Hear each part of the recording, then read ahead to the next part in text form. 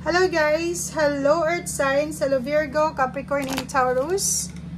Welcome dito sa aking channel, Kapalaran 888. Welcome guys!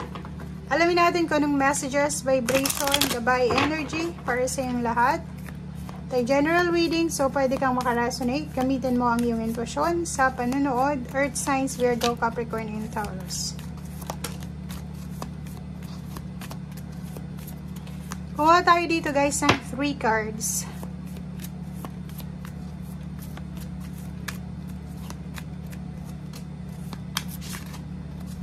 Okay. Earth signs, Virgo, Capricorn, and Taurus. Nako guys. Earth signs. Makikita mo dito itong number 7. Snake to. It's either Gemini siya, Libra, or Aquarius. Or any zodiac signs na posibleng mapanlamang, mapanlinlang, or posibleng mapagkunwari, or posibleng scammer, manluloko, or kung ano man to. Sinasabi ng bara sa'yo dito, Earth signs, Virgo, Capricorn, and Taurus, na posibleng sa araw na ito, weekend, mag-iingat ka. Kasi, pwedeng mawalan ka ng pera. 'Di ba? Pwedeng mawalan ka ng pera, makaramdam ka ng hopelessness, pwedeng maging malungkot ka dahil yung pangarap mo, 'di ba? Yung pinapangarap mo sa buhay ay posibleng agawin ng isang tao. It's either relationship to, or it's either money, or career, or work, promotion, or salary increase, or kung ano man ito, earth signs, na posibleng agawin sa'yo ng isang ahas, 'di ba? Ng isang taong mapagbalat kayo, scammer, or manggagancho, or kung ano man to, or kung sino man siya. Okay? So, kailangan mong mag-ingat.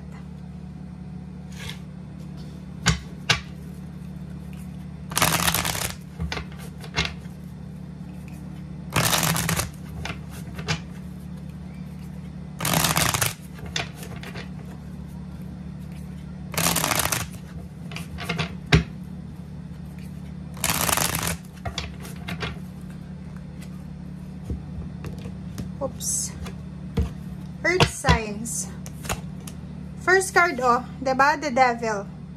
So, this weekend, guys, is kailangan nyo talagang mag-ingat. Sobrang pag-iingat to. Lalo na sa usaping pera. Huwag kayong masyadong magtitiwala sa kung sino-sino, or kahit kilala nyo na, lalo na sa usaping pera. Huwag din kayong maniniwala, magtitiwala sa mga taong pwedeng mag-offer sa inyo ng partnership, collaboration, like relationship, or pwedeng partnership sa trabaho or business. Okay? So, 9 of Cups, Ace of Swords. Maraming mga balita ngayon na posibleng magbibigay sa'yo ng sobrang saya. Lalo na sa usaping family life. Hindi ito relationship na intimate. Kasi pwedeng yung intimate relationship mo ay posibleng may gumawa ng hindi maganda. Etong good news na to is tungkol to sa wini-wish mo para sa pamilya mo. For example, wini-wish mo na magkaroon ng ibigay sa parents mo yung negosyo, or yung savings mo, or patayuan sila ng bahay, bilhan sila ng kung ano-ano. So, dito sa barahang to, posibleng may good news ka sa araw na ito na posible pala. Okay? Hindi lang pala pangarap ito, kundi posible din pala. Okay. So, next cards natin is Queen of Cups and King of Swords and 10 of Cups. So, this weekend, ang focus mo is yung kaligayahan para sa pamilya mo. Ang focus mo ngayon is yung magkaroon ng tahimik na buhay. Ang focus mo ngayon is yung maibigay sa pamilya mo, yung stability, yung security, lalo na sa usaping financial. Kung makikita mo yung Queen of Cups, wini-wish mo na sana matapos na yung gulo, matapos na yung gusot, matapos yung problema nyo, lalo na sa pamilya. Yun yung focus mo sa ngayon eh. Wala kang ibang focus sa ngayon is pamilya. Puro lang pamilya. It's either kung anak ka, yung magulang mo, kapatid, or pwedeng kung in a relationship ka, yung karelasyon mo, o yung kapatid mo, or kung ano man to, na mga issues tungkol sa yung pamilya, na yun yung focus mo sa ngayon, na mabigyan ng justice, mabigyan ng katahimikan ang pamilya mo. And nakikita ko sa'yo dito, since it's your energy to, na gagawin mo yung lahat eh. Sobrang motivated ka sa weekend na to na gagawin mo yung lahat ng paraan. 'Di ba? You are very empowered, guys. Parang nakikita ko yung sobrang motivation sa'yo dito na hindi ka papayag na hindi mo mahawakan itong perang ito. Hindi ka papayag hanggat hindi mo mahawakan itong pinapangarap mong lump sum ng money. Hindi ka papayag hanggat hindi mo nakukuha yung promosyon, yung salary increase, or kung ano man to na financial success na pinapangarap mo. And lumabas yung fate. So, sinasabi ng barahe, hindi ka naman talaga nag-aalala. Kasi alam mo sa sarili mo na kaya mong ibigay or kaya mong makuha yung stability na wini-wish mo. Okay? So, ang nakikita natin dito is stability and balance ng overall mo.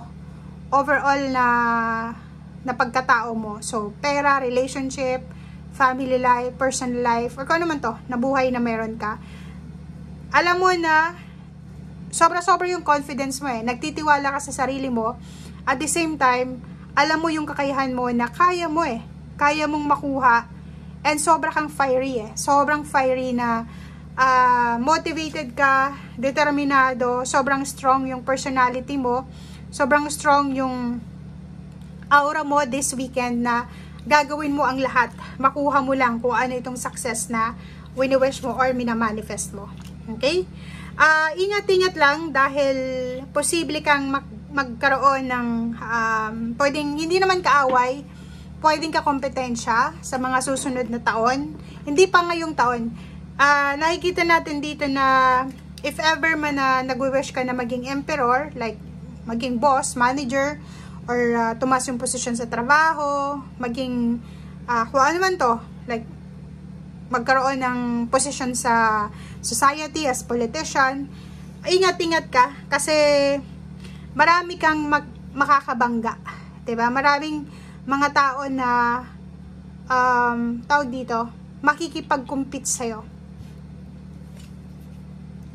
Okay, 7 of Cups, choices. So, sinasabi ng barahan mo sa'yo dito na ang dami-dami mong choices talaga.